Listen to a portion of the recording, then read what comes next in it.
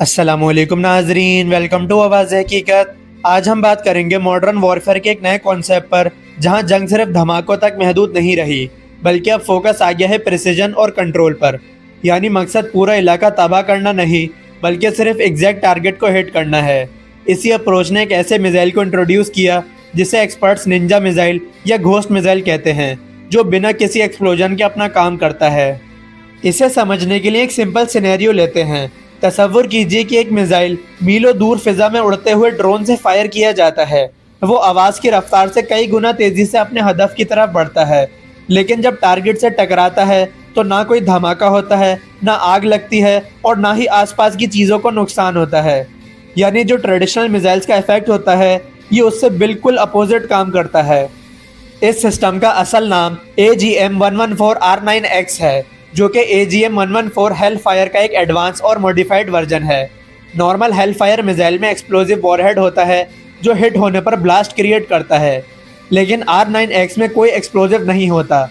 ये सिर्फ अपनी स्पीड और मास से जनरेट होने वाली काइनेटिक एनर्जी यूज़ करता है, जो इम्पैक्ट पर टारगेट को डायरेक्टली डिस्ट्रॉय कर देता है। इस मिसाइल का वर्किंग मैकेनिज्म थोड़ा यूनिक है। इसके अंदर 6 स्टील ब्लेड्स छुपे होते हैं जो नॉर्मली नज़र नहीं आते। जैसे ही मिसाइल टारगेट के करीब पहुंचता है, ये ब्लेड्स बाहर निकल आते हैं और मिसाइल एक फास्ट रोटेटिंग कटिंग सिस्टम बन जाता है। इससे ये गाड़ी की छत, मेटल स्ट्रक्चर और कंक्रीट तक को डायरेक्टली कट कर देता है। यहाँ फोकस ब्लास्ट पर नहीं, बल्कि कंट्रोल फिजिकल इम्पैक्ट पर होता है। इस मिसाइल की एक्यूरेसी भी बहुत हाई होती है। हर मिसाइल सिस्टम में सर्कुलर एरर प्रोबेबिलिटी होती है, जो बताती है कि मिसाइल टारगेट से कितना मिस कर सकता है। आम मिसाइल्स में ये डिस्टेंस मीटर्स में होता है, लेकिन इस सिस्टम में ये सेंटीमीटर्स तक रिड्यूस हो जाता है। यानी अगर एक गाड़ी में मल्टीपल लोग हैं और टारगेट सिर्फ एक स्पेसिफिक सीट पर बैठा शख्स है, तो मिसाइल सिर्फ उसी पॉइंट को हिट करेगा और बाकी सब सेफ रहेंगे। इसी हाई एक्यूरेसी की वजह से इसे इस तरह डिज़ाइन किया गया है कि आसपास का कोलेटरल डैमेज कम से कम हो। ये स्पेशली उन ऑपरेशंस में यूज़ होता है जहां सिर्फ एक इंडिविजुअल को टारगेट करना हो और आसपास के लोग बिल्कुल सेफ रहें। इस तरह के ऑपरेशंस में टाइमिंग, लोकेशन और टारगेटिंग सब कुछ बहुत प्रिसाइज होती है। अब अगर हम रीसेंट रीजनल केस देखें तो निमरोज़ में एक ऐसा वाक़या हुआ जहां एक वाइट सेडान गाड़ी को टारगेट किया गया। गाड़ी की छत में एक क्लीन और स्पेसिफिक होल था। कोई आग या एक्सप्लोजन का निशान नहीं था।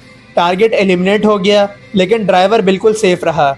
ये पैटर्न बिल्कुल उसी तरह का है जो इस टाइप के काइनेटिक स्ट्राइक सिस्टम्स में एक्सपेक्टेड होता है। इस वाक़ये का एक और इम्पॉर्टेंट एंगल ये है कि ये इलाका ईरान और पाकिस्तान के बॉर्डर के करीब है।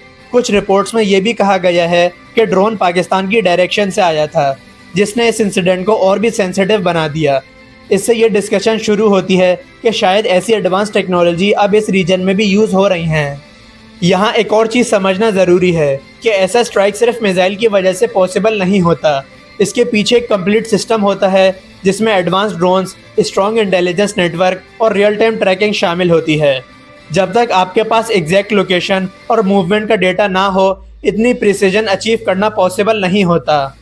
नाजरीन, आज के दौर में वॉरफेयर का डायरेक्शन क्लियरली चेंज हो रहा है। अब फोकस लाउड डिस्ट्रक्शन से हटकर साइलेंट और एक्यूरेट टारगेटिंग पर आ गया है।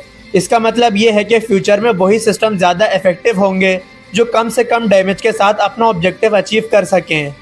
नाजरीन, आपके ख्याल में क्या आने वाले वक्त में और भी कंट्रीज़ इस तरह के सिस्टम डेवलप या परचेस करेंगी? अपना जवाब कमेंट्स में ज़रूर शेयर करें, और अगर वीडियो पसंद आई हो तो वीडियो को लाइक और शेयर लाजमी करें। साथ ही साथ चैनल को सब्सक्राइब करना ना भूलें। आपसे मुलाकात होगी नेक्स्ट वीडियो में। तब तक के लिए अल्लाह हाफिज़। पाकिस्तान जिंदाबाद।